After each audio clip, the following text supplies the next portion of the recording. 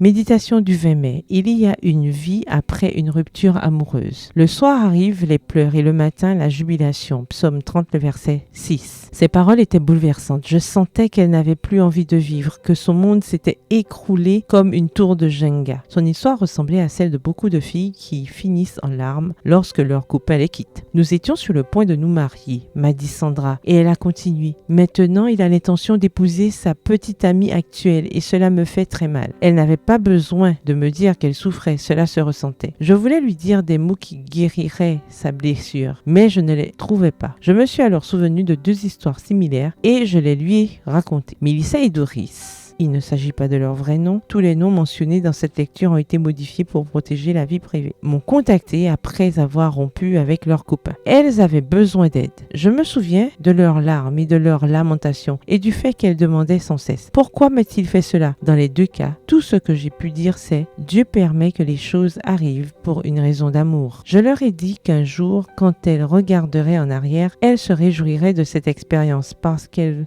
auraient l'homme que Dieu leur réservait. Elles ne l'ont pas compris à l'époque, mais au fil des années, cela s'est confirmé. Toutes deux sont aujourd'hui mariées et très heureuses. J'ai revu Sandra quelques temps plus tard. Elle était dans de meilleures dispositions et confiante dans le fait que les plans de Dieu pour nos vies n'échouent pas. Combien de fois voyons-nous des jeunes filles prendre les mauvaises décisions lorsqu'une relation amoureuse se termine parce qu'elles ont l'impression que la vie est finie? Dieu nous a créés avec la capacité de surmonter l'épreuve et de nous réinventer après une rupture décevante. Pour cela, nous devons être au clair sur 3 points. Notre valeur, le pardon que nous devons accorder pour être libres et la certitude que ce qui se passe est quelque chose de naturel dans un monde pécheur. Bientôt, cela fera partie d'un passé qui nous aura aidés à être plus fortes et à grandir. La bonne nouvelle se trouve dans le texte biblique d'aujourd'hui. Aucun mal, aucune peine ne dure toute la vie. La douleur est réelle, mais demain est un autre jour et vous devez être prête à sourire. Dieu est venu pour nous donner la joie. Quelle que soit la profondeur de votre nuit de douleur, séchez vos larmes, car le soleil est sur le point de se lever. PS, heureuse parce que la douleur est passagère. Bonne journée, que l'Éternel vous bénisse.